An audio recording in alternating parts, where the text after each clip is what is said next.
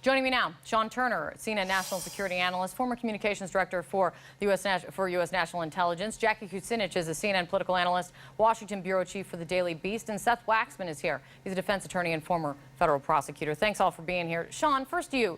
So what Monty was getting to, Don Jr. saying that he was interested in listening to getting information on Hillary Clinton. I was willing to listen, according to the transcript. That's beyond the kind of I would love it that we heard so much and analyzed so much from the initial email.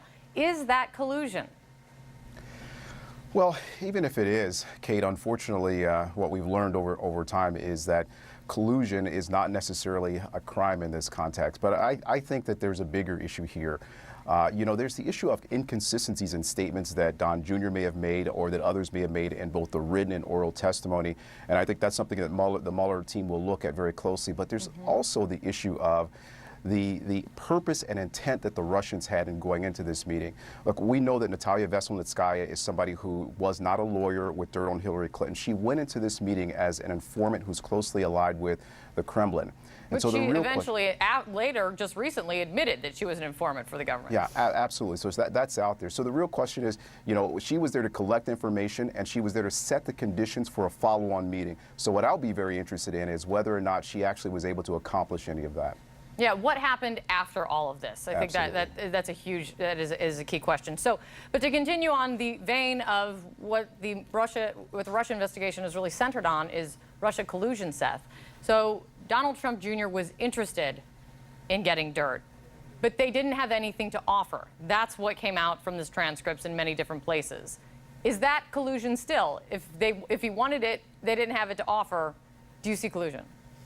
Well, first, his kind of self-serving statements that they didn't have it to offer, that Mueller's investigation will prove up whether that's actually true. But the fundamentals of a criminal case are being laid here. I mean, what we have is a quid pro quo, the offer of dirt on Hillary Clinton in exchange for the reduction of sanctions on Russia. And that was, by all accounts now, what the purpose of that meeting was. There may have been people more interested in it or upset that things weren't going the right way, but at its bare minimum, that's what this was about. And as we may know, under a federal bribery charge, if you offer anything of value to a public official, and that public official offers or promises official acts in the future, that is the fundamentals of a bribery charge. And so I think that this testimony as a whole can be taken as kind of setting the base fundamentals of a federal charge. Except when it came to the Magnitsky Act, they basically said, at least we see in the transcripts, we don't know anything about this. And I think even it was said, like, go talk to President Obama about it, because my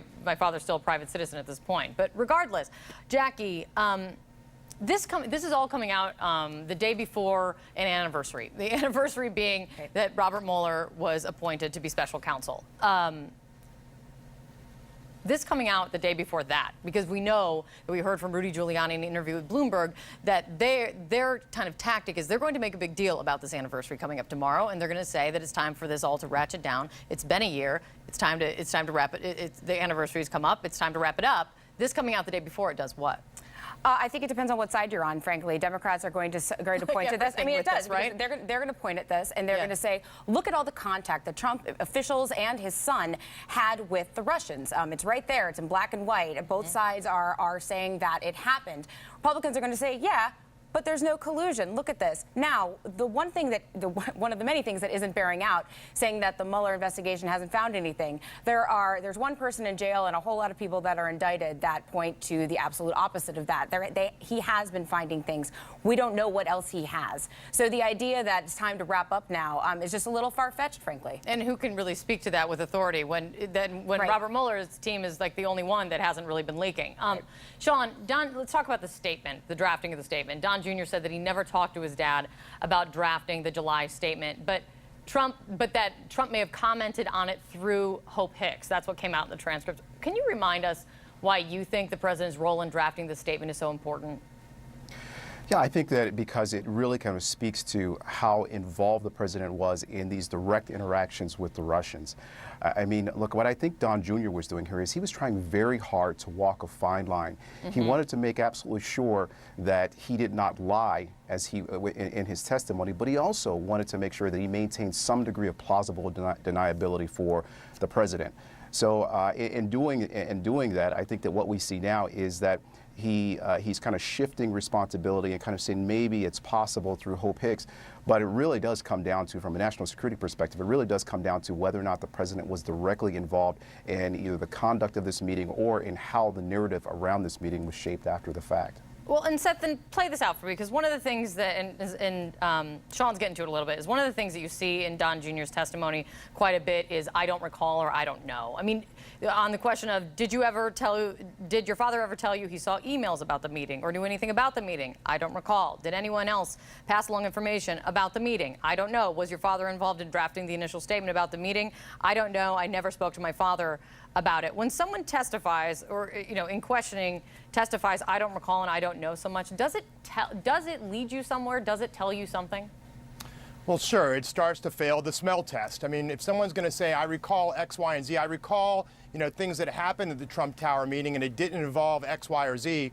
But on the other hand, during that same time frame or even the year later, I can't recall these other things, it starts to wear at that person's credibility. And, Don Jr. is kind of changing, flip-flopping statements about this. Let's all remember in July 17, when this statement came out, he claimed it was all about abortion, the meeting a year earlier. We now know that's entirely false. Now, whether the president played a role in that statement or not, is yet to be determined. But it's clear now that Don Trump Jr., when that statement was issued, was perpetrating a falsehood. And why lie about the meeting a year earlier if that year earlier meeting was not nefarious, if there was nothing wrongful about it? Why do you have to lie about it?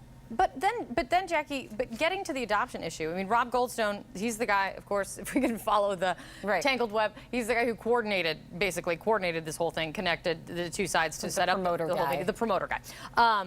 He said, he testified before the committee that Jared Kushner in the meeting appeared frustrated, and then at one point he says infuriated in the meeting when the Russian lawyer, Veselnitskaya, wouldn't kind of get to the point. He said at some point, like, I don't even know what you're talking about. Eventually saying that, and then she eventually got to the point saying that she was there to talk about the Magnitsky Act. That's U.S. sanctions. That gets to adoption. So, roundabout way for me to say, so what's this whole thing about adoption, even though they weren't there was not full disclosure when it came to that first statement.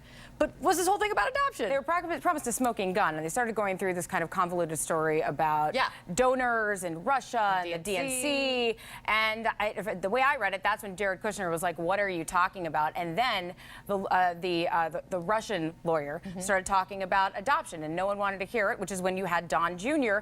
come and say, "Listen, my father's a private citizen. You should talk to the Obama administration about this."